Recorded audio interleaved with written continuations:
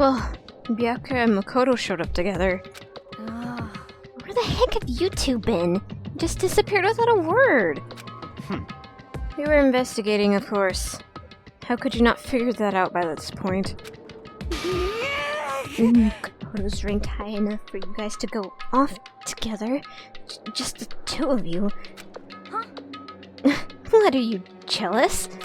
Hey. Or are you making up some kind of creepy fantasy for yourself? What? Stop talking and brace yourselves. He'll be here any second. Any second. He could show up at any time. When I imagined what was about to happen, I immediately tensed up and prepared myself. But we stood there for 5 full minutes, waiting for something weird to happen. And then 5 minutes became 10. Why? What's going on here? Why hasn't Monokuma shown up yet? Could it be? Maybe he died again? What should we do? Should we keep waiting here, or... Or what? Jesus. Did I scare you? Come on. I demand an explanation. Why would you waste my time and make me wait like that? What? I made you wait? You've got it all backwards. You're the ones making me wait. Huh? In other words, I'm waiting for everyone to arrive. We can't start till everyone's here now, can we? What are you talking about? Everyone is here. We've all been waiting for you. Sorry, but you're wrong. But I've been waiting 10 minutes now, so it's okay if I punish the one making us all wait, right? If we all agree it's a violation, I'll arrange a punishment right now. If it's me you're waiting for, I'm here. When we heard that voice, we all spun around to look. hey, I knew it wasn't you that was dead! I knew it, I knew it, I knew it, I knew it, I knew it, I knew it! Kyoko's here, yay! I'm here, and no rule's been broken. Kyoko. Kyoko, you're still alive? No, that's a ghost! Stop talking. If you want to fight, do it at the class trial. You need to save some of the fun for later, right? What? But is it okay that there's no particular penalty for being late? is that right? I made here just fine. What school regulation did I violate? Am I wrong? You're so selfish, so spoiled. You're right. There's no penalty, officially. But I bet you'll be sorry later. No, I'll make sure you're sorry later. Anyway, hustle your butts onto the elevator. I'll be just one step ahead of ya. When Monokuma was gone, we all rushed up to Kyoko. Kyoko. So, you really didn't die? Indeed. Of course I didn't die.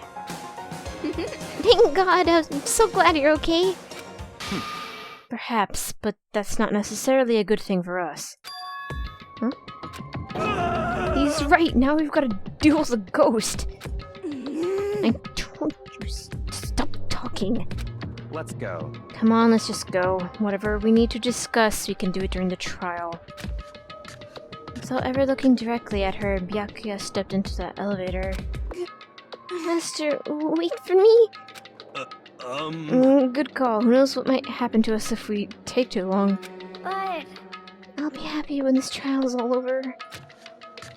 One after another, everyone piled into the elevator. But I couldn't help myself. I had to talk to Kyoko before the trial started. Woman, where the fuck you been? Listen, before we get started, I have to ask you. Where have you been this whole time? You used that key of yours to go somewhere, didn't you? So... Correct. I went to investigate the second floor of the dorms. The second floor. That's right. There aren't any monitors or cameras there, so I was able to avoid Monokuma completely. Of course, I also missed his announcement because of that. Whew. I had no idea a body had been discovered. Then, when did you find out? So... Just now. I finished my search and came back down just in time to hear the class trial announcement. I took some time to go over the crime scene first. I can't go to trial completely uninformed, can I? So that's why you were late. However... I'm sorry I kept you all waiting. But if you were on the second floor of the dorms, then what's the key you found go to? Wrong. Actually, to be precise, not quite.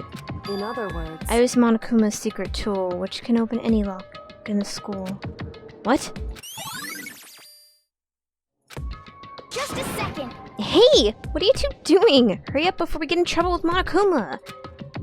Makoto. We can go over all the details after we get through the trial. Okay, Makoto? Right now, I just want to focus on surviving our current situation. It would seem... Because this is probably the single most crucial moment so far for me.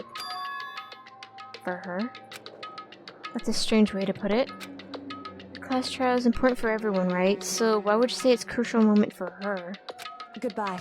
Oh, if that's all. Seemingly unconcerned, she made her way to the elevator. I'm just overthinking what she said, right?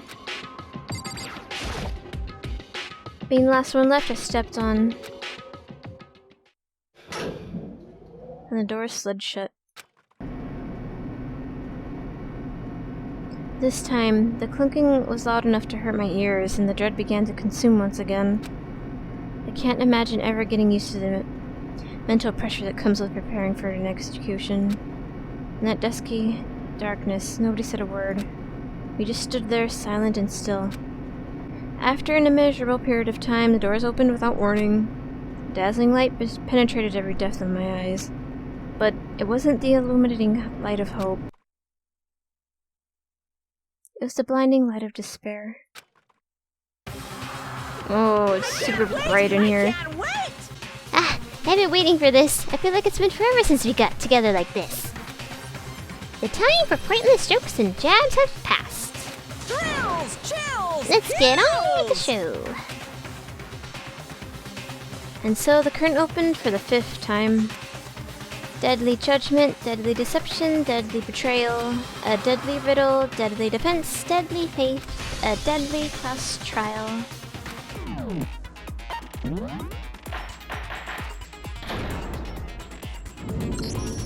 Let's begin with a basic explanation of the class trial. So, your votes will determine the results. If you can figure out who done it, then only they will receive punishment. But if you pick the wrong one, then I'll punish everyone besides the blackened, and the one that deceived everyone else will graduate. Okay, well, I'll leave the rest up to you. Well then, let's discuss the specifics of the victim. First, we need to clarify who exactly the unidentified victim is. It's Kyoko. There's no other explanation. What? But Kyoko's standing right there. No, that's a ghost! But she has legs and stuff. Well, that's just because she's like the latest evolution in ghost technology. Oh my god. There's a limit to how much ridiculousness I can tolerate. Okay. So I just have to prove that the corpse isn't Kyoko, right? Then let's compare Kyoko's traits to the traits of the dead body. Her traits? One important trait Kyoko has that proves the body doesn't belong to her. Gloves? I got it! I'm talking about her gloves. They'll give us some insight into the mystery. I'm sure of it. In that case, I think it would be helpful if someone explained why she actually wears those gloves. And would you happen to know the answer? In fact, Monokuma told me. Apparently you have scars on your hands you don't want anyone to see. Oh! You know, now that I think about it, the corpse wasn't wearing any gloves, right? They probably just got burnt up in the explosion. I'm not convinced. The ghost is just trying to fool us all. There's no way that corpse was Kyoko. But if I can't prove why, we're gonna be stuck here and the case won't move forward. So I don't have any choice but to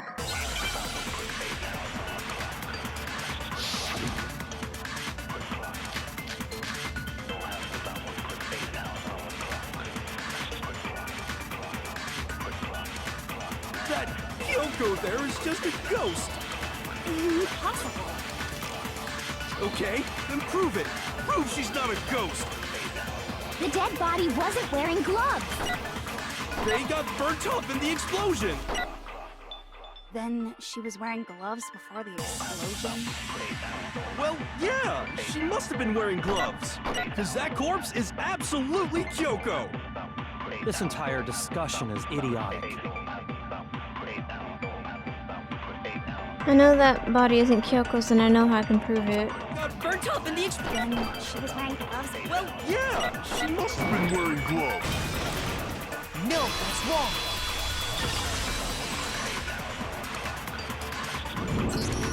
No, there's no way the corpse was wearing gloves. Whoever it was, they were wearing fake nails, remember? I imagine trying to wear gloves over nails like that would have been a pretty big pain. Besides, Kyoko wears gloves to hide her hands, right? It'd be pretty weird for someone who's self-conscious about their hands to wear fake nails, don't you think? Jeez, man, you don't know women, huh? They're complicated like that. If anyone doesn't know women, it's you. Well, Kyoko, any thoughts? These gloves were custom made to the size of my hands to make sure they don't interfere with my daily life. If I wore fake nails, the gloves wouldn't fit properly. Then that's that. The dead body doesn't belong to Kyoko. Which should have been obvious since she's standing right here. Okay, so then, who's the real victim? First, we need to figure that out. That's the first thing I said. You're the one who's been dragging us around in circles. Before anything, we have to identify the victim.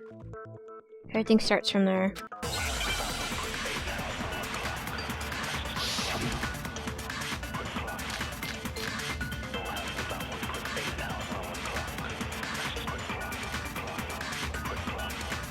If Kyoko really is still alive, then who died? There's gotta be some way to figure it out. I don't think so. The face was scorched beyond recognition. And there wasn't any description in the Monokuma file. Well, if we can't identify the body... Then there's nothing else we can do, right?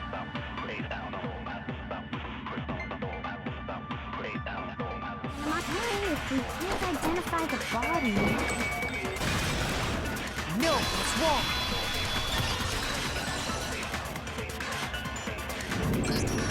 There was one clue left behind that we can use to identify the body. What? For real? If you're lying, you'll die a cruel and unusual death. Cruel and unusual death. This I gotta see. She's just being stupid. Ignore them, Makoto. Tell us what you're talking about. The key to figuring out who it was is the tattoo on the back of her hand. Oh, yeah. The design's pretty strange, huh? Is this a dog? Her master must have made her get it. To be like, you're my bitch. Seriously? They really did something that humiliating? No, that's not it. The identity of the victim is hidden within that tattoo. Oh, really? If you compare the tattoo to the other information we have, the victim's identity should become clear. I got it! The Fenrir Mercenary Corps. That's the name of the military group Mukuro Ikusaba belonged to. Okay, so... To show that they're a member of the team, each soldier that joins the squad would get a tattoo representing Fenrir somewhere on their body. Fenrir? The image that represents Fenrir is...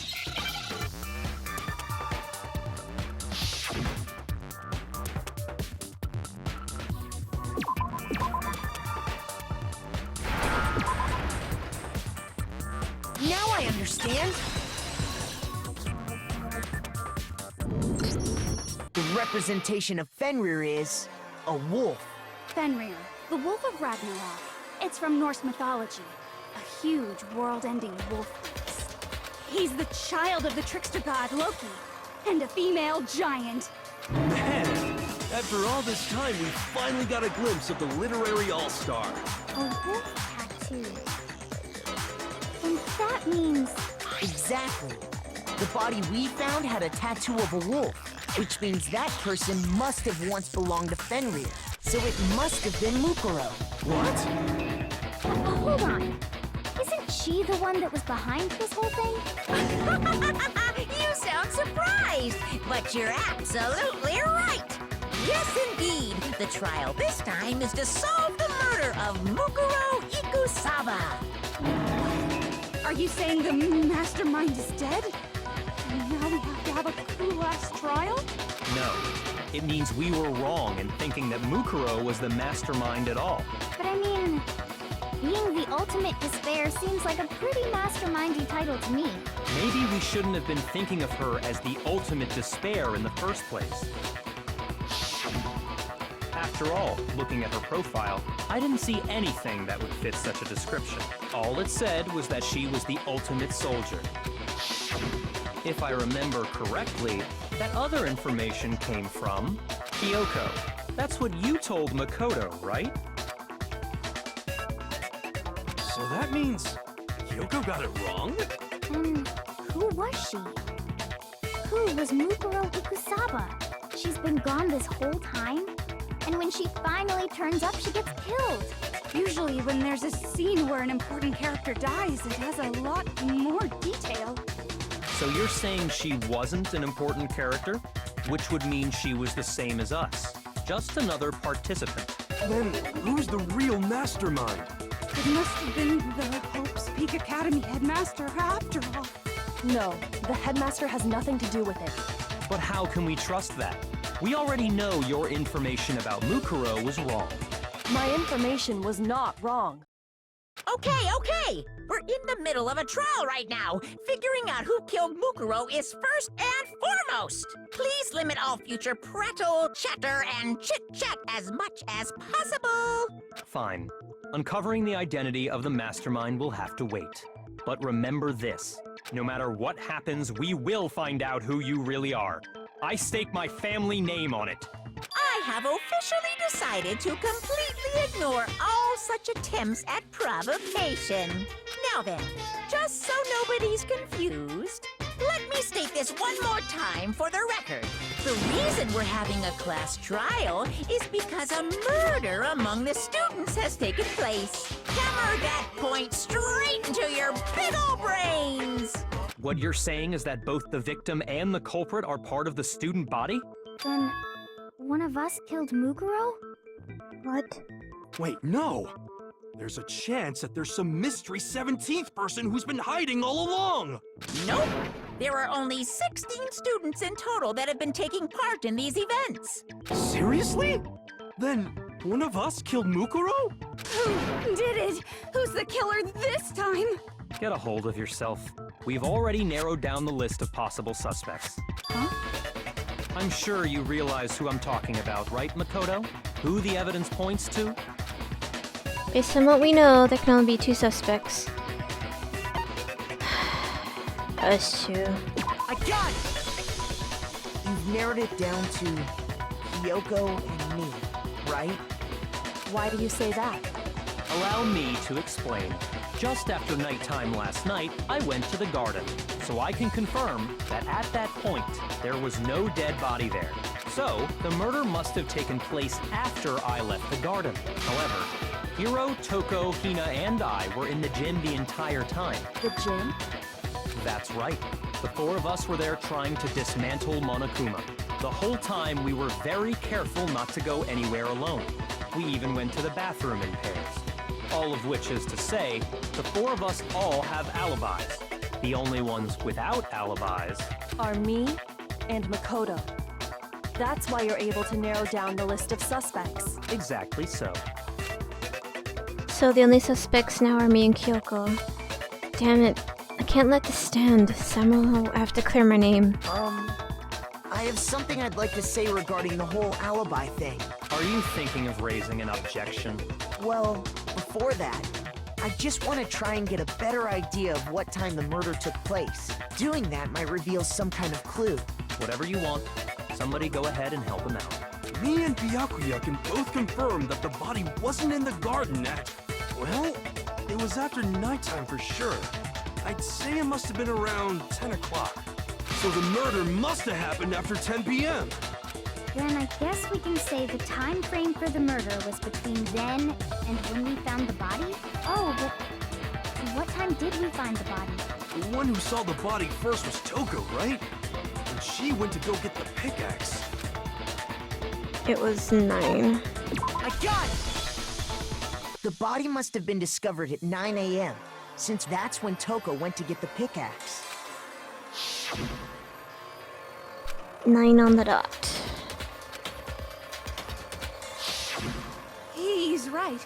It had to be around then. So we can be totally sure the murder happened sometime between 10 at night and 9 in the morning. For me, I was already asleep before nighttime hit, so I don't have an alibi after 10 o'clock. But I'm sure I met up with everyone else before 9 this morning. We ran into each other in the dining hall, right? That was around... Oh yeah! Right around 7:30. I remember checking right before I went in, so I'm totally sure about it. Which means from 10 p.m. to 7:30 a.m., you don't have an alibi. The murder happened between 10 and 9 a.m. and I don't have an alibi from 10 to 7:30 in the morning. Okay, then it looks like the game has begun. If I can't provide an alibi for that period, then I just have to prove the murder didn't happen during the time I don't have an alibi. To do that, I have to make it clear when the body ended up in the garden.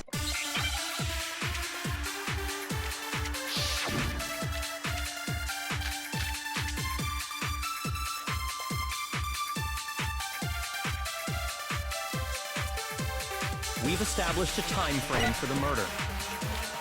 It took place somewhere between 10 o'clock at night and 9 o'clock in the morning. Yep, and Makoto doesn't have an alibi for most of that time. Yeah, from 10 o'clock to 7:30. That's more than enough time to commit murder, I should think. So Makoto, if you have any objections, now would be the time.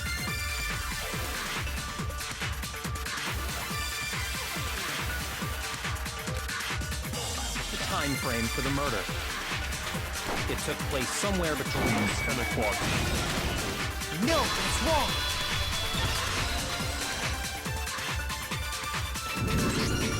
Actually, the murder couldn't have happened anywhere near 10 o'clock. It had to have taken place way later. And what makes you say that? Because of the sprinklers in the garden. The sprinklers are set to go off right at 7:30 every morning, right? So if the body had been in the garden before 7:30, then it should have been completely soaked. Oh, hold on! I remember this part perfectly. The body was wet. Dripping wet, in fact. Sorry, Toko, but you're wrong. I'm wrong? How? Are you saying only the mouth down south was wet? How dare you spew such indecent words! No, I'm saying that the body was wet, but not because of the sprinklers. What do you mean? By denying the sprinkler, are you trying to deny my entire existence? Man, you're totally wacko. If you really think it wasn't the sprinkler, you'd better tell us why! I need to prove that it wasn't the sprinklers that got the body wet. All I have to do is hit Toko with certain evidence, and that should do it. If you look at the body itself, that should make it clear.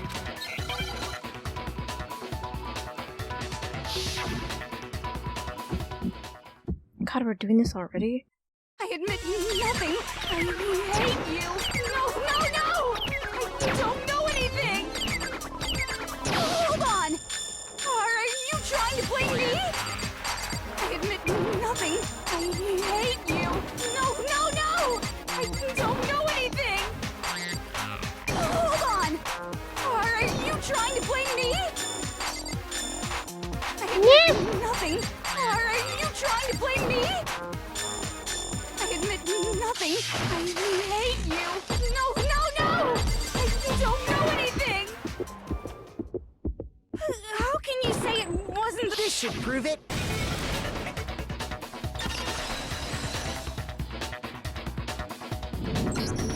Just remember what the body was like after the explosion, and you'll see why it wasn't the sprinklers. The top half of the body was wet, yes, but the bottom half was completely dry. If the sprinklers got the body wet, shouldn't the whole body have been wet?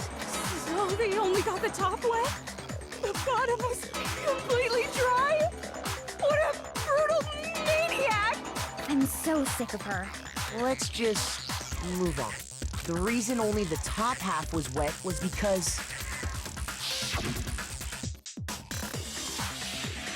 while the body was still on fire, I doused it with water. But only the part on fire, the top half. Oh, then I guess the sprinklers really didn't do it. So if the sprinklers didn't get the body wet, then the murder must have taken place sometime after the sprinklers turned on at 7:30 in the morning. Which means she must have been killed sometime between then and when the body was discovered at 9. But Makoto's alibi was only missing from 10 o'clock last night to 7:30 this morning, right? So there's no way Makoto could have done it. I guess you had an alibi after all. Good for you.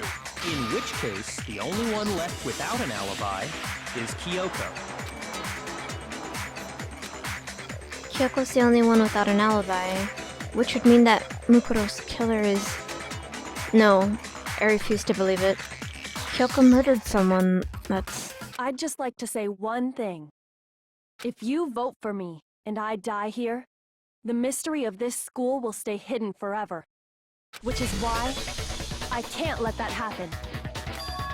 Huh? So are you saying you're not the culprit? Of course I'm not. I have no reason to kill anyone. This is a trap the mastermind has laid for us. A trap? We're this far into the game and now you decide to blame me? Stop wasting time! Stop wasting energy! You really think your little trick is gonna work? Shut up, you! You got it, boss! Shutting up now! Anyway, Kyoko, you actually did have a reason to kill her. Huh? She did? She thought Mukuro was the ultimate despair. In other words, the mastermind behind everything. So she killed her to try and put a stop to all this. Isn't that right, Kyoko? But you made one catastrophic mistake. Mukuro wasn't the mastermind at all. And as a result, we were forced into another trial. Something I'm sure you weren't at all expecting. So, that was her motive? If she had a motive and no alibi, well then, I think it's pretty clear Kyoko's gotta be the culprit. I'm not the only one without an alibi. Makoto's explanation is still insufficient. Huh? The sprinklers didn't get the body wet, but that doesn't mean the murder happened when he said it did. What are you... Because you see, there is a way the body could have avoided getting wet. She's talking about the tarp, isn't she? Interesting. I'm listening. All it would take is covering the body with a certain something to keep it from getting wet. A certain something at the scene was used to cover the body. Could it have been... I got it! You're talking about the tarp, aren't you? You catch on quick. You're right. All you'd have to do is cover the body with the tarp, and that'd take care of the water. In fact, that's exactly what the killer did. The dirt pattern on the tarp can attest to that. Only one side of the tarp got dirty, because that's the side that got covered in water. The side that faced down over the body, meanwhile, kept perfectly clean.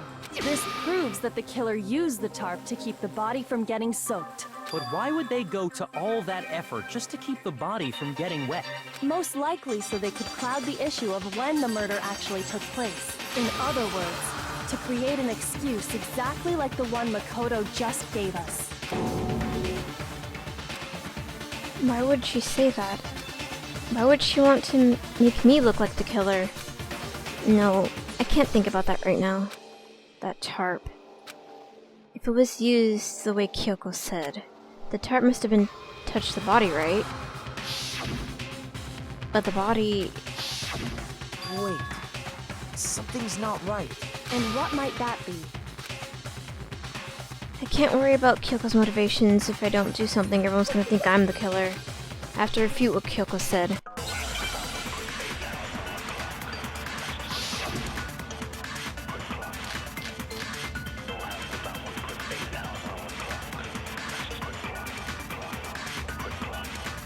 By covering the body with the tarp, the killer prevented it from getting wet.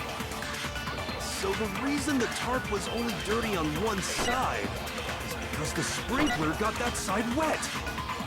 But the underside of the tarp, it was totally spotless, right? It's because that side was protected from the water. Since it was facing down toward the body, of course it didn't get dirty.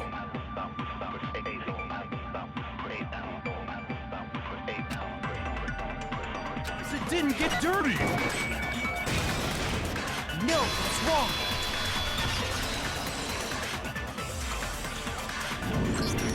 Actually, one side being clean is pretty strange if you think about it. Because the blood wasn't dry before the body got blown up, right? Byakuya said it himself. Not to touch it, or you might get some on you. If you put a tarp on a body in that state, it absolutely would have gotten blood on it.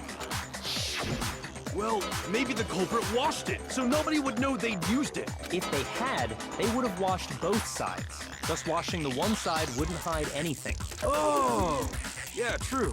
More than that, what if the very blood we saw on the body was meant as a kind of camouflage?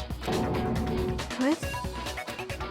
The blood was camouflage. What if, after the killer used the tarp to avoid the sprinklers, they then covered the body in blood that didn't belong to the victim? You mean someone else's blood? Where would they get something like that? I know! They could have grabbed some of the blood packs from the nurse's office. That's what Hifumi did, right? When he pretended to be dead? No, that's not what happened this time. The killer got the blood from right there in the garden. They got blood from right there in the garden, right? That must mean the chicken. I got it! Could it have been chicken blood? What? Chicken blood? When I checked the chicken coop before the murder, there were 5 chickens. But after the murder, there were only 4. So, you're saying someone killed a chicken and then covered the body with its blood? Man, that's messed up. Killing a living thing just to do something like that is awful. They should have at least eaten it.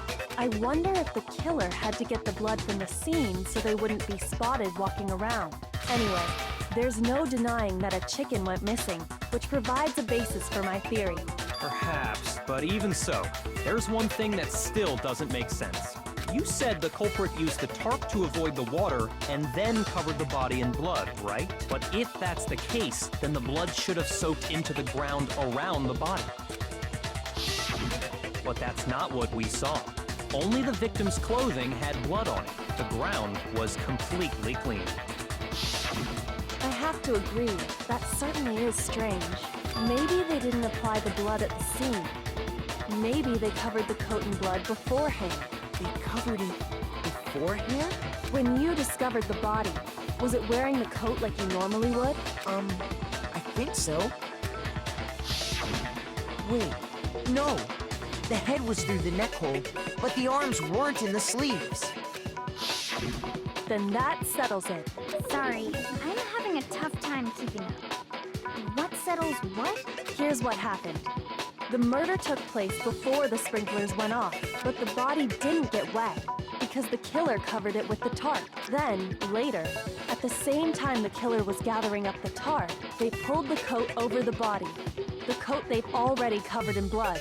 This series of cover-ups was meant to disguise the actual time the murder occurred. They wanted us to think the murder happened sometime after the sprinklers had gone off, at 7:30.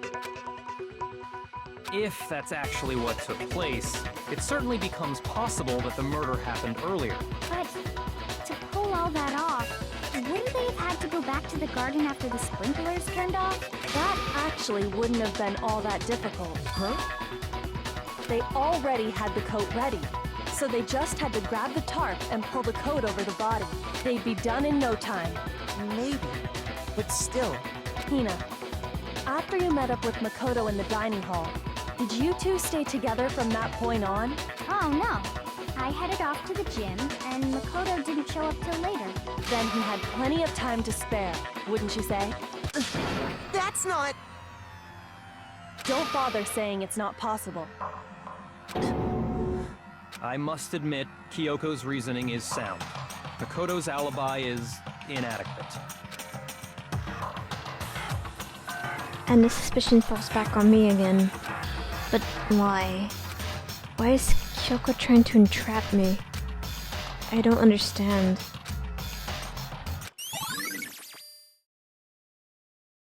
Well then, it looks like we're back to square one. Makoto's alibi is no good, so once again, our suspects are him and Kyoko. For serious, man? Which one of them did it? Hey, why don't we let luck decide? Let's flip a coin. 50-50 odds. Oh! See? Pretty good idea, right? No, not that. I just remembered something super serious. Well, don't just stand there. Out with it. You know that knife we found all black and burnt? The one we found stuck in the body before it exploded, right? According to the Monokuma file, the knife went all the way through, from front to back. So, what about it? I'm pretty sure I'd seen that knife somewhere before. That's what I thought when I first saw it. I just remembered.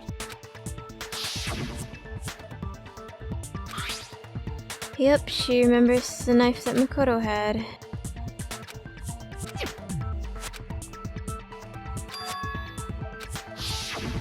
It's the knife we gave to Makoto? You don't seem surprised. You must have noticed earlier. Yeah, Then why did you hide that fact? it's not that I hid it. It's just...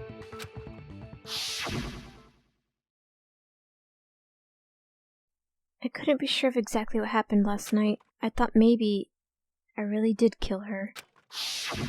Suspicious! Very suspicious indeed. The knife we found stuck in the body came from Makoto.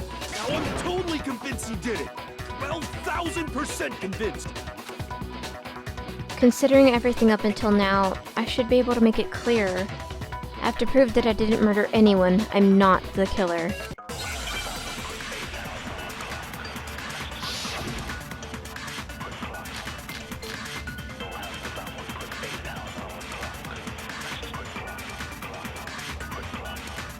The knife we found lodged in the dead body.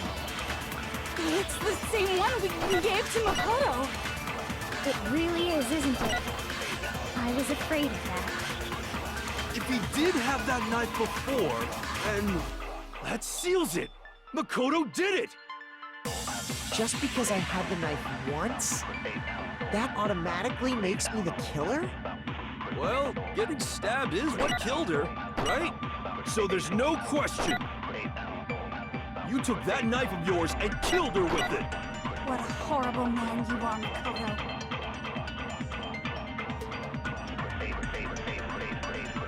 Is it just because I had that automatic? Well, getting stabbed is what killed her. No, it's wrong.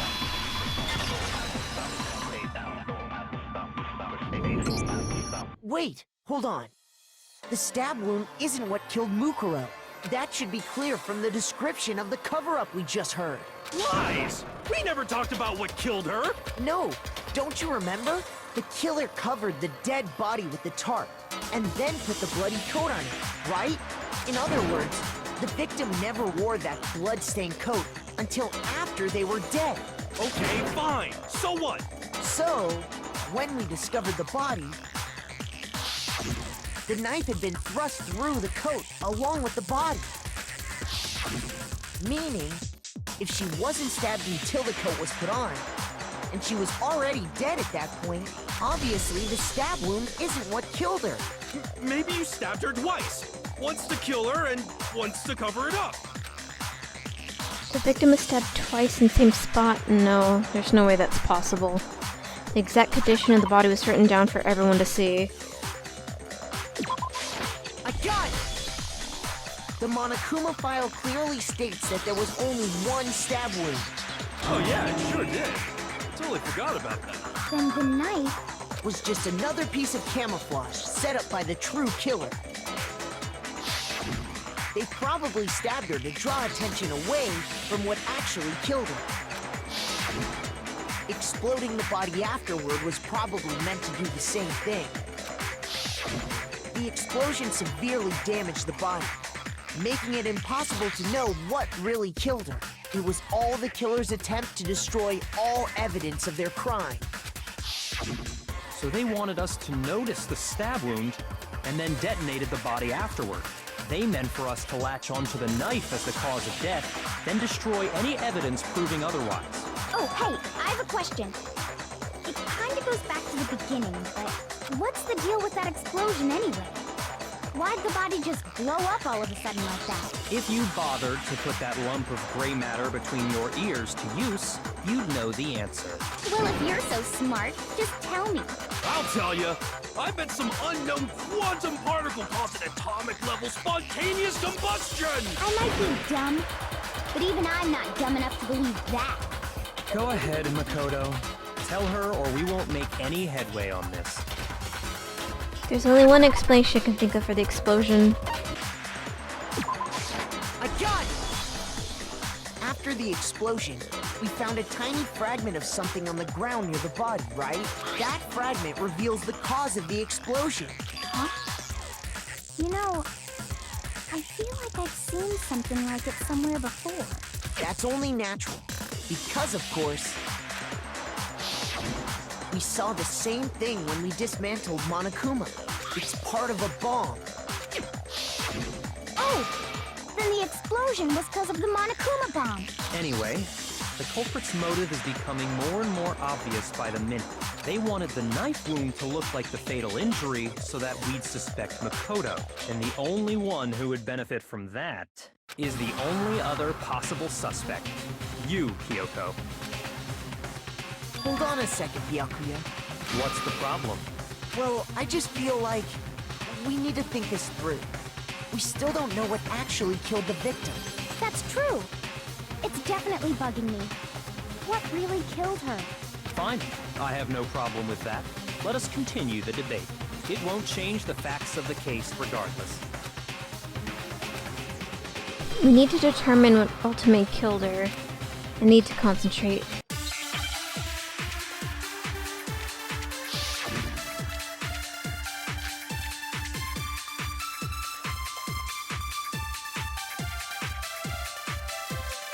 Then, shall we continue the debate?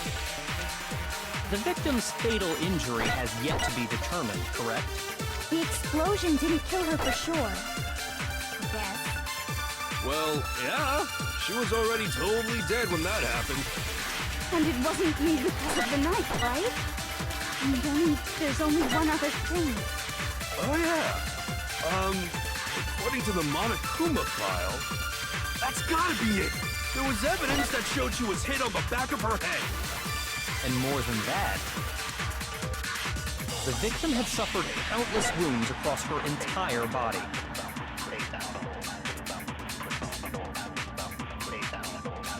Yeah, there was evidence that showed she was hit on the back of her head. Then, shall we continue the debate? The victim's fatal injury has yet to be determined. No, it's wrong.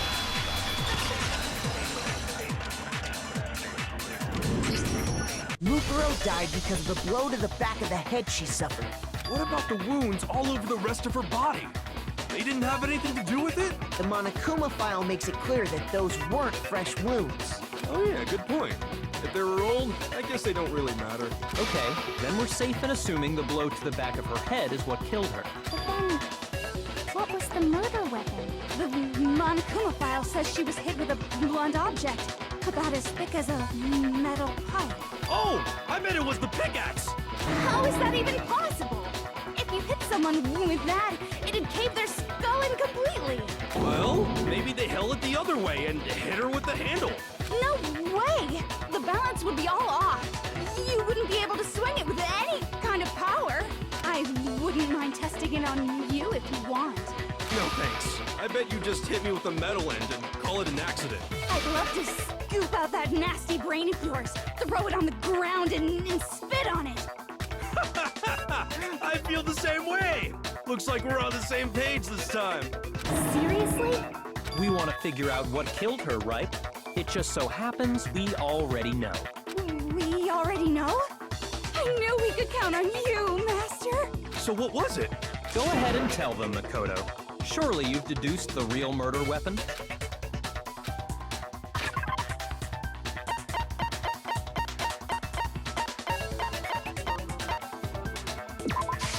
I got it! Mukuro was hit in the back of the head with something, and that's what killed him. And that something was the titanium arrow we found in the locker in the dojo. Arrow. That's what the culprit attacked Mukuro with? Indeed. There's no doubt about it. Are you sure? That sounds kind of weird. Hey! How dare you backtalk, Master? You have no right! I'm not back-talking anything. I'm just saying what I think. I'd blame Hina for doubting it because there's one more thing to about that weapon. One more secret.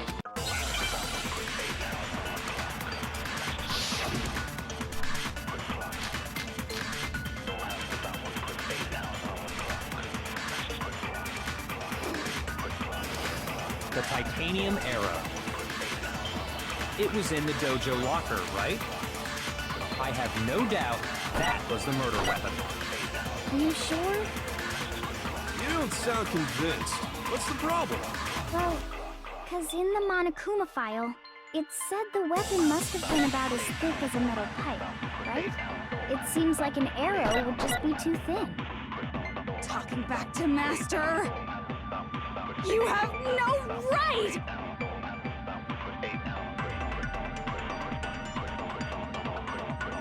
Seems like an arrow would just be too thin. No, that's wrong!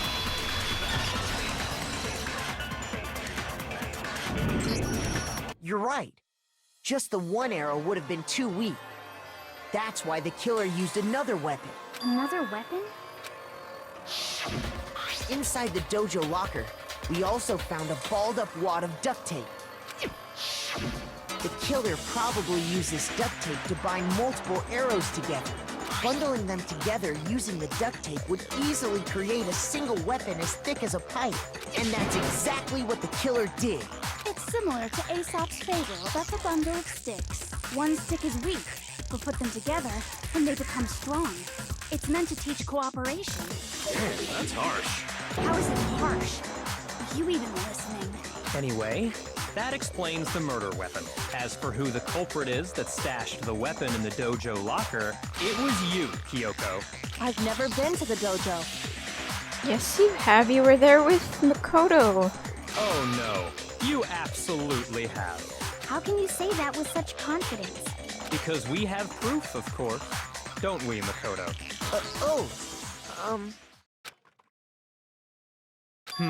What's the matter? Surely you don't intend to protect a murderer. You know what will happen if you do, don't you? If you cover for the culprit, there's only one thing that can lead to the death of us all, remember? Of course I remember. Then show us. Show everyone the evidence that proves Kyoko went to the dojo. Have evidence. Evidence that Kyoko went to the dojo. Must be connected to that locker.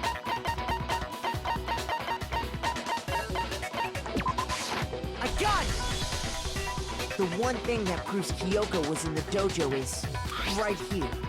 The key to the dojo locker. And how does that prove anything? Because I found it in your room. It was in my room? Don't bother trying to play dumb. That key is just the final piece of the puzzle. Your non-existent alibi, your clear motive, your attempts to frame Makoto for the crime. This all proves that you are the true culprit. You can't explain this away, so just give up. Hold on a second. Not this again. You really are dead set on defending her, aren't you? No, it's not that I want to defend her. It's just, there's one more thing I need to ask her. Kyoko, I want you to tell me something. Last night, you were in my room, weren't you? Why? What were you doing there? That's what I need to know. I was just protecting you. What? She was protecting me. Does that mean she knew I was being attacked? And she came to my rescue. Could that be when... Which would mean that Kyoko... She killed someone for me. That's enough. The time for idle chatter is over. A verdict is close at hand. Wait. I'm warning you. Don't make this mistake. I'm not the killer. I knew you were stubborn, but this is just getting ridiculous. Really? But you should know better than anyone I didn't do it. Can you tell me I'm wrong? I should know? What? Miyako should know better than anyone. What does that mean?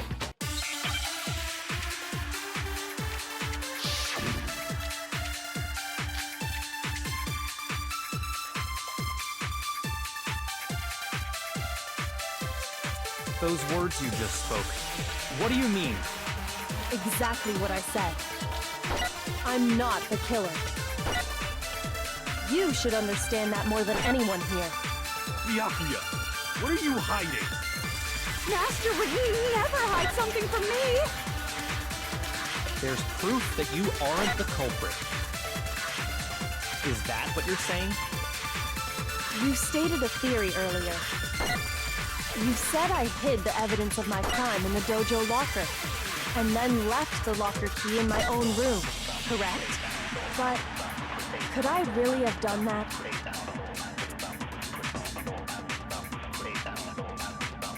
Key in my own room, correct? That you aren't the culprit. No, that's wrong.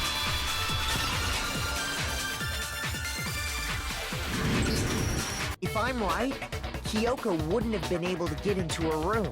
Huh? Why not? Because she had given her room key to Byakuya. I see. So that's what you meant. And if I had the key to your room... Then obviously I had no way of getting in. Without my room key, I couldn't have possibly put the locker key in there myself. Am I wrong? It would appear not. Then you're finally starting to understand. No, that's not actually true. There's a clear contradiction in what Kyoko just told us. An obvious lie.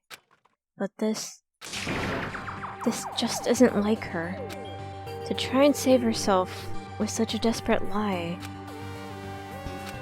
Does she really feel that threatened because she's the killer? Or is it something else? Was there some deeper meaning hidden in what Kyoko said earlier? If you vote for me and I die here, the mystery of the school will stay hidden forever. Which is why I can't let that happen. This is a trap the Mastermind has laid for us. The Mastermind's trap. The Mastermind's trying to trap Kyoko. But what if that's not really true? What can I do? What should I do? What should I... The Mastermind's trap? The victim was Mukuro, and Kyoko killed her. What does Kyoko really know? What am I supposed to do? Kyoko's lie. I'm the only one who knows it's a lie. I'm the only one who can expose it. But who can I trust? What am I supposed to do? The Mastermind's trap. If you spend all your time trying to avoid danger, you'll never move forward.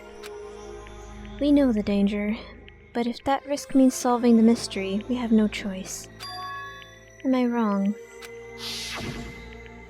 What do I do? I have to decide right here and now whether or not to expose Kyoko's lie. Oh my god! I don't know what to pick!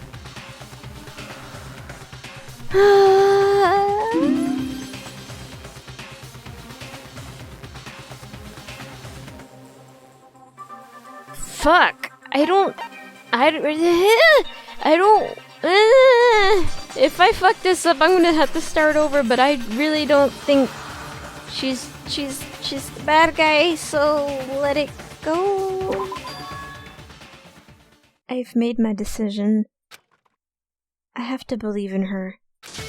There's no way she would kill someone. There has to be some secret here, something that has to do with the mastermind's trap that Kyoko mentioned. Well, does no one have a rebuttal? Have you decided to accept her assertion as fact? I see. So you still refuse to accept it. I suppose we have to admit that Kyoko didn't put the locker key in her room, that it was someone else. But who else could it have been? I mean, Byakuya had a room key, right? You! What are you trying to imply? But of course, I have an alibi. From nighttime on, I was with you guys the entire time. I couldn't possibly have killed anyone, or put the key in Kyoko's room. Well, someone had to put the key in there. There's only one other possibility I can think of. Someone could have had the key on them, then once they arrived at the scene, pretended to find it there. It had to be Makoto, right? I don't see any other option. Wait a second. You've got it all wrong. Let's think about it one more time. There's gotta be a hidden side to this case. Huh?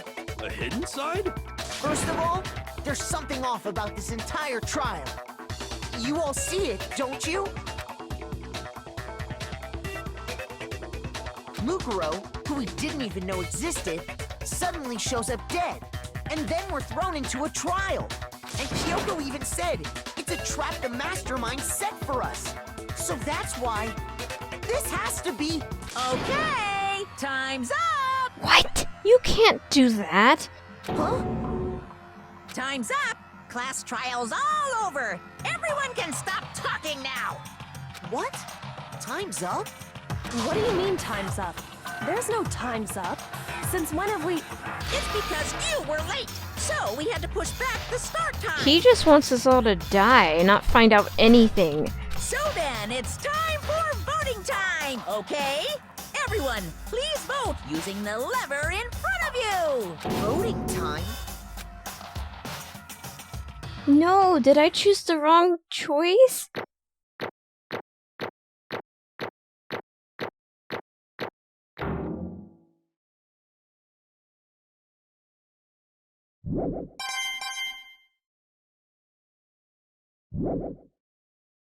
Now, who will be chosen as the blackened?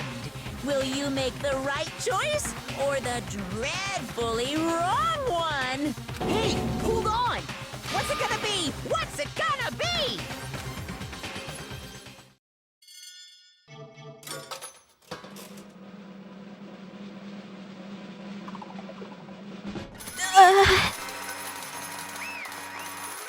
Really?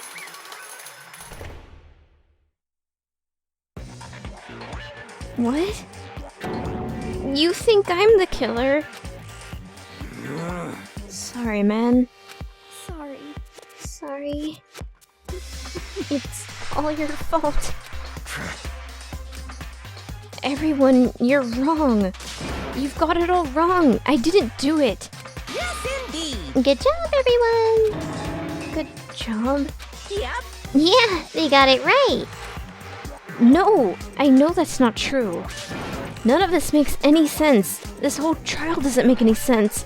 Hey! It makes perfect sense! Shing! It's the same as always. It's just like all the other class trials, and I'm gonna end it the same way. Thrills, chills, kills! It's time for your heart-pounding, positively thrilling punishment! Wait, why do I... Kyoko. I don't expect you to forgive me. I know this is all my fault. Kyoko? Let's give it everything we've got! What? It's punishment time!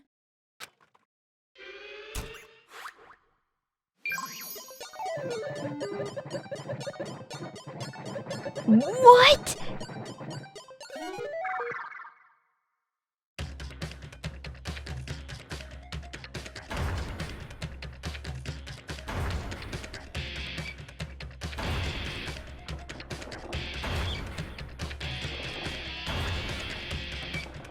Oh my god.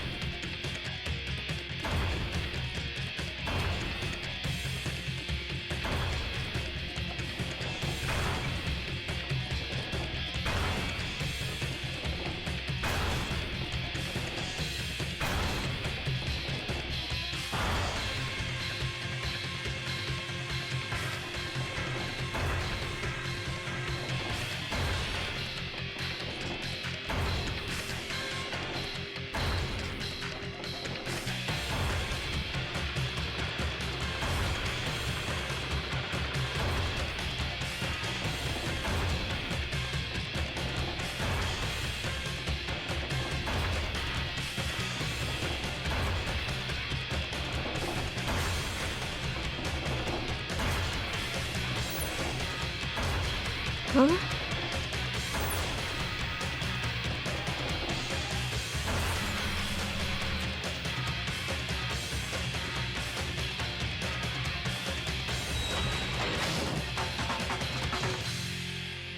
Did Alter Ego save him?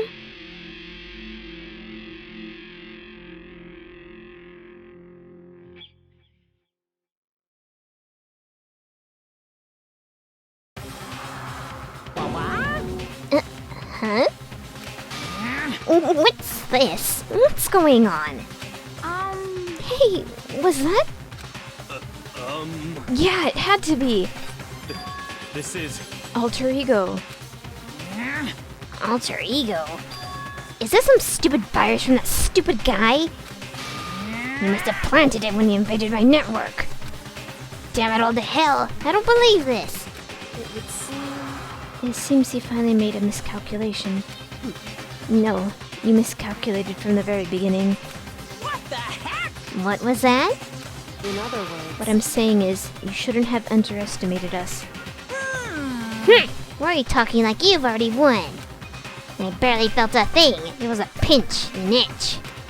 No stupid virus is gone now, got it? And so is Makoto. Maybe I didn't get to smash him flat, but you're never gonna see him again. To waste away in a garbage-strewn pit, in a way that's an even better special punishment. But it's still not enough. I'm still not satisfied. I'm still gonna bring despair to the rest of you. Bring despair to the entire world.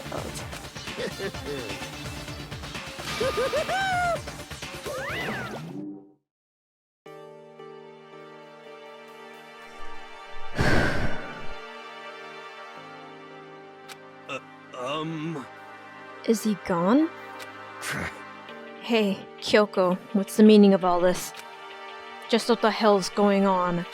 Calm down. It's okay, we're not the ones being trapped this time. In other words... Now it's the mastermind that's ensnared. What did you say?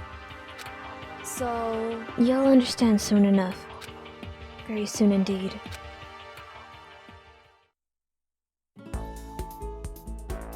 The massive high school tower is over all the other buildings in this bustling urban area. It's like the school stands at the center of the entire world. Hope's Peak Academy.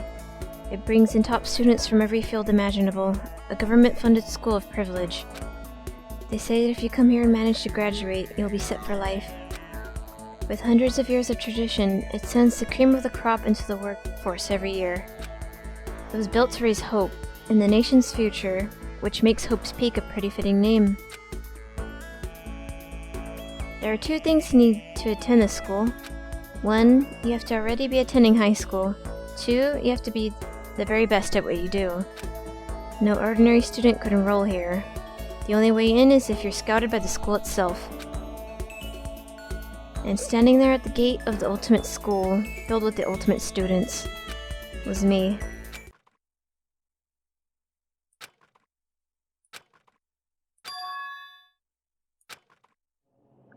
What?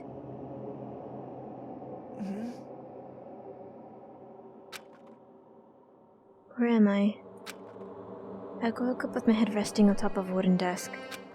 My body felt heavy, It wouldn't be weird for me to zonk off in the middle of some boring class or whatever, but... This is the same dialogue from the beginning of the game! What's going on?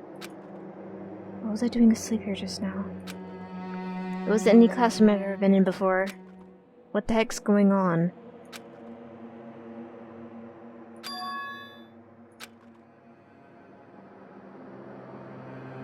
Finally. I could finally feel my mind and body start to come back together again, and then... I was awake. Or was this just another dream? A dream inside a hopeless nightmare? No, this isn't a dream. I could tell because the stench invading my nostrils was too powerful for a dream. What an awful smell. I was in a vast, dark cavern with the barest hint of light seeping in. Trash was piled high all across the area. This must be some kind of underground garbage pit.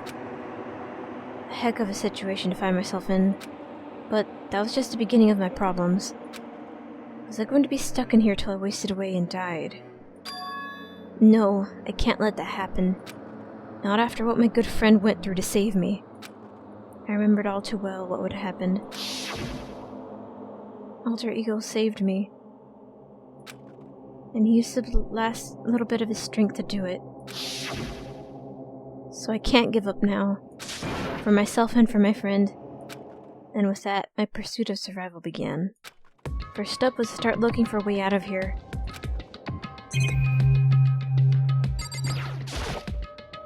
This is a desk. It's probably the one that fed down here with me. That's a rocket in a tank. Better not think too much about what I'm seeing down here. Is that an airplane?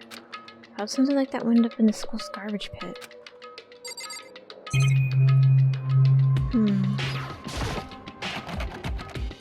It's locked. No matter how many times I pushed or pulled or kicked at it, it wouldn't budge. Getting out of here isn't gonna be that easy. Well, if I'm not getting out of here anytime soon, I decided to look around for some food. There's plenty of food here, but it's all rotten. But that was pointless too. Next I searched for some water. How can I be sure which liquids I can drink and which ones are all around a bad idea? Again, pointless. I feel like I'm blocked in on all sides, but that's still not enough reason to give up because I'm still alive. As long as I'm alive, I'll never give up. After making that proud declaration, the next thing I decided to do was go to sleep. My sleep was deep and uninterrupted. That was my only way to preserve what little strength I had left, after not being able to eat or drink. I can't be sure, but I think at least a full day had to have passed. And all I did was sleep and sleep. It was like I was waiting for some kind of sign to come falling out of the sky. However, what fell from the sky wasn't a sign. Not exactly.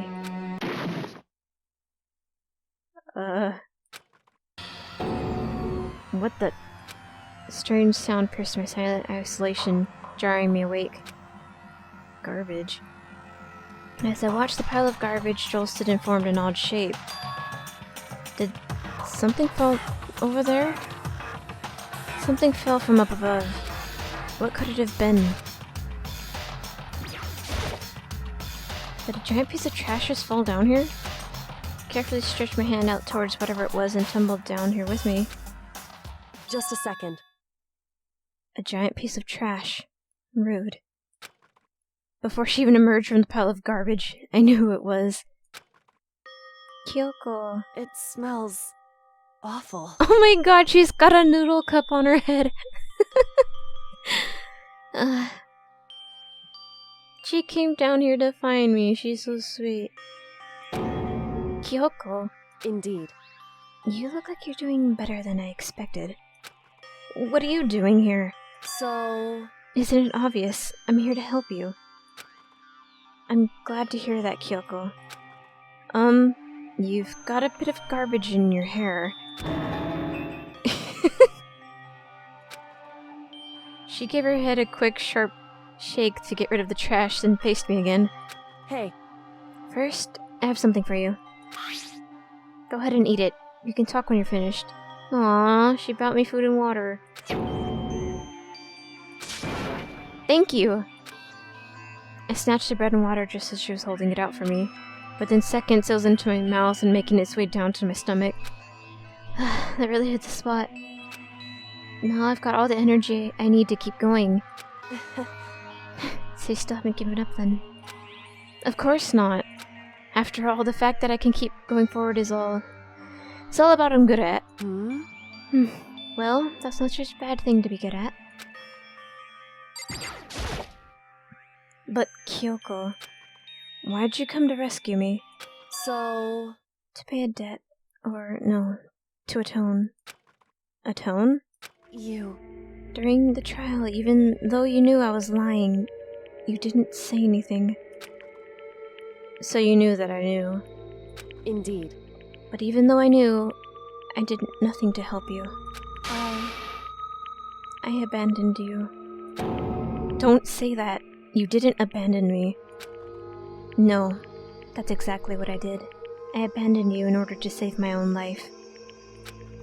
You were trying to save me, and I couldn't bring myself to do the same for you. However... But listen, not that I'm trying to make excuses, but there was a reason that I had to survive, no matter the cost. Why did you have to survive? It's true. I'll tell you. I'll tell you everything. The reason I have to survive In other words... is so that I can do what I came to the school to do. What? I made up my mind to come to Hope's Peak Academy for one very important reason. So you have some reason for coming to Hope's Peak. Indeed. That's right. At least I did. Once. Until recently, I had forgotten what it was. You forgot, but that's... I had no memory of what my purpose was. No memory? That's impossible. Amnesia? Then it's really true. You lost your memory. Makoto. Do you remember, Makoto? Do you remember the first thing that happened to each of us as soon as we arrived at the school?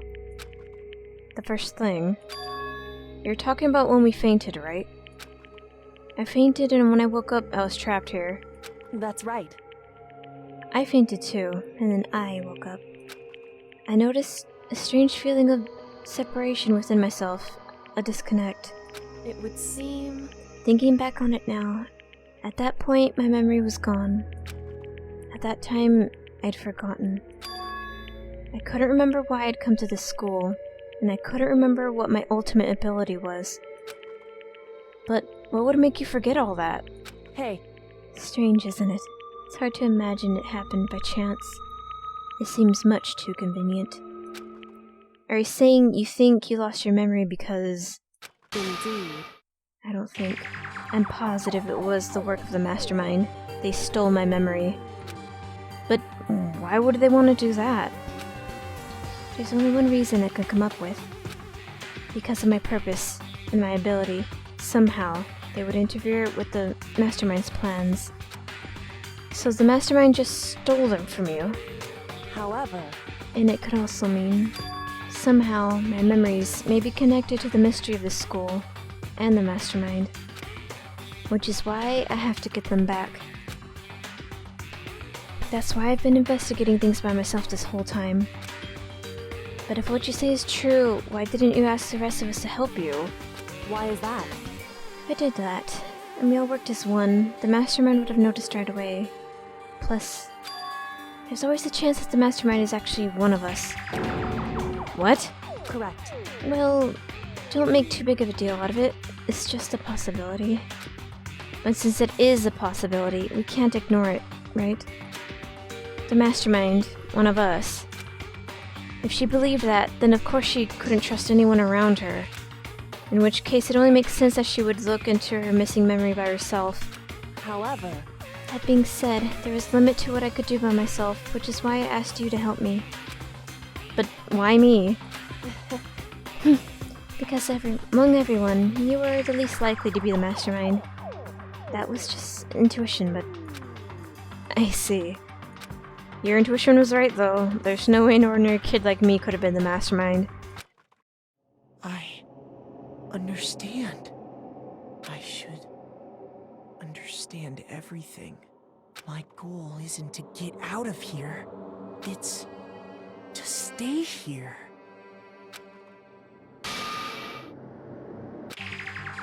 It's just like the dream I had before, but... why did that just happen? Listen. Are you okay? Oh, yeah, it's nothing. It is nothing, right? Hey. Even now, I still trust you, you know? It's just... I'm not used to relying on others. Correct. I know I've never asked you for help the right way, so I understand if you're not convinced. Honestly, I was convinced. I think that's just her personality. You said you had a reason for doing all that investigating on your own. So, how did that turn out? Were you able to remember anything? So...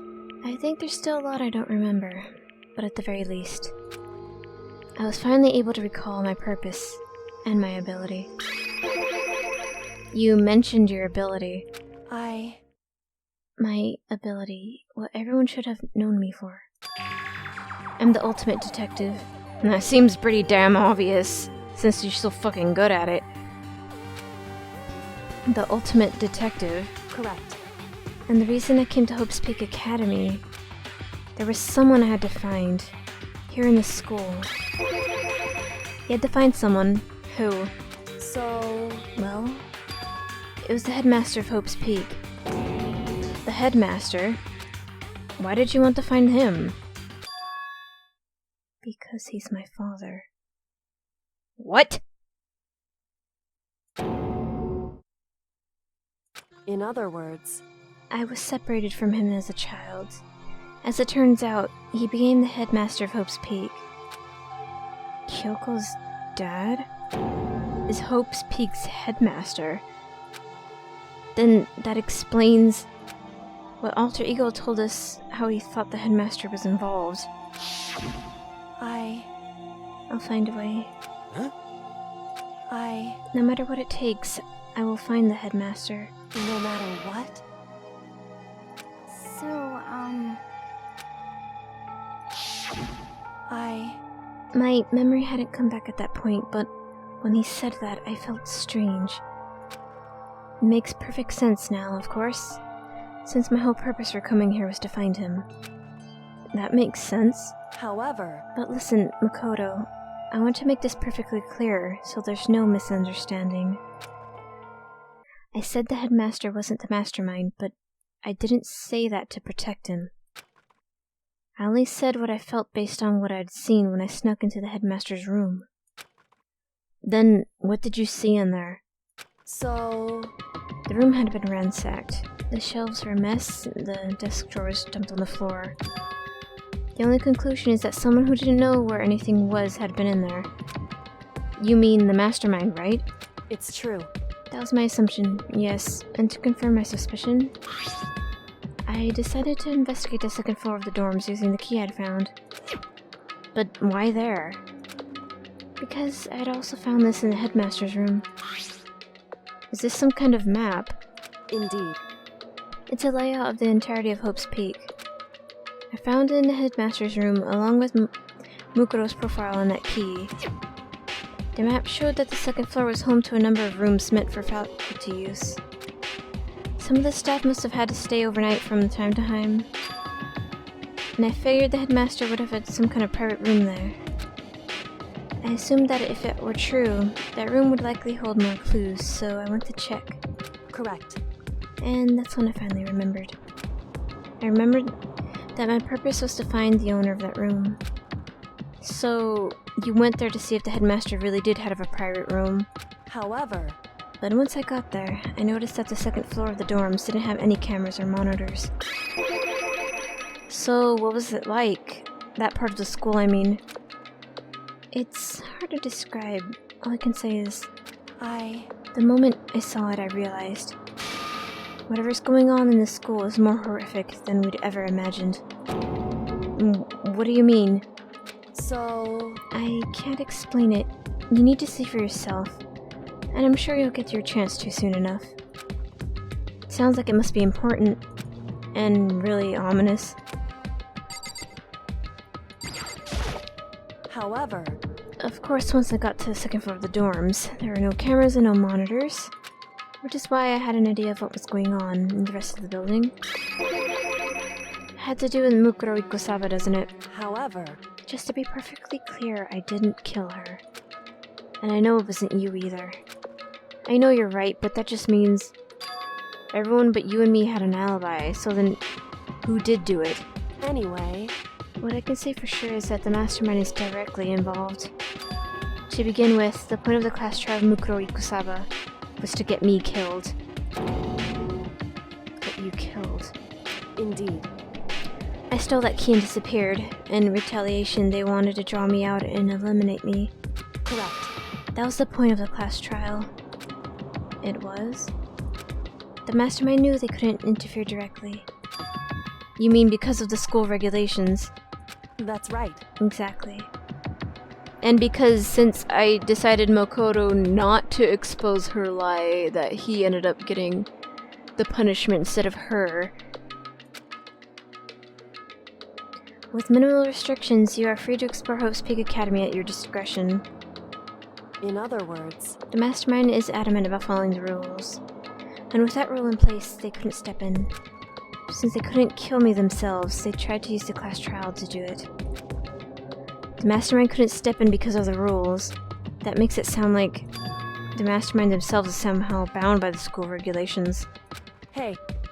There's one other thing I'd like to point out about the murder of Mukuro Ikosaba. What's that? There's a point where Mukuro may not have become the victim. It could have been you, Makoto. I could have become the victim. Indeed. You know what I'm talking about, right? Do you mean... during the night? I can hear them, you know. The footsteps of the god of death. What? I can hear the god of death as he moves. That ability naturally draws me into cases just like this. Anyway... Which is exactly what happened with you. I was in the dorms and I had a sudden sense of dread. I looked down the stairwell and I saw a white shadow cross the corridor. I gave chase right away. As I followed it, I saw the shadow go into your room. Correct. I ran into your room and saw what was happening. I intervened immediately, of course. However... That wasn't the end of things, of course. I stopped them, but that led to... Whoever the masked assailant was, they ended up dead. Correct. And their murder was disguised and the dojo key wound up in my room. Has to be the work of the mastermind in an attempt to use the class trial to eliminate me. So all this would mean that whoever killed Mukuro is also the mastermind, right? Indeed. I don't have conclusive evidence, but that's what I think. But that's really bad if true. It means the mastermind can kill whoever they want if they feel like it. Wait, but doesn't that create another contradiction? The mastermind wanted us to use the class trial to try to kill you because they couldn't interfere, right? Correct. If you're right, that is a contradiction. And it's not just Mukuro. They needed the class trial to kill me, but seemed ready to kill you in your room. Everything they did is a contradiction. So, what does it all mean? In other words... It means that the mastermind is the one who's been cornered. Makoto. Just a little more. A little more and I should be able to figure out the mastermind's identity. The identity of the other ultimate despair. The other ultimate despair? There's no doubt that Mukuro was the ultimate despair, and that she's dead. But I don't think the ultimate despair is just one person. It's not? Indeed. If you think about it, the ultimate despair seems to implicate whoever caused that event. You're talking about... That's right. What happened a year ago, the biggest, most awful, most tragic event in human history. The tragedy, whoever's responsible for that, they're the ultimate despair. It would seem... That despicable group whose only purpose and motivation comes from despair. Then they're... Indeed. Make no mistake. They're the root of all the evil that has forced us to go through this. That is the ultimate despair. And that is our real enemy.